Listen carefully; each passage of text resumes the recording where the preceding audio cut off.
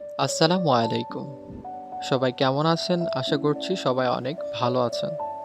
আমিও আল্লাহ তাআলার অশেষ রহমতে অনেক ভালো আছি।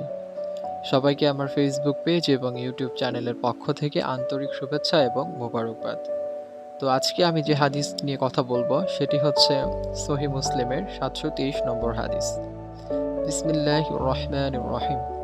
আব্দুল্লাহ ইবনু ওমর রাদিয়াল্লাহু আনহু থেকে বর্ণিত, তিনি বলেন, মুসলিমরা মদিনায় আসার পর একত্রিত হয়ে নির্দিষ্ট সময়ে সালাত আদায় করতেন। এজন্য কেউ আজান দিত না। একদিন ব্যাপারটি নিয়ে তারা নিজেদের মধ্যে আলোচনা করল।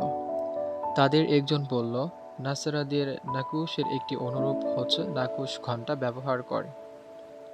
তার অপরজন বলল, ইয়াহুদীদের সিংহার অনুরূপ একটি সিংহা ব্যবহার করে।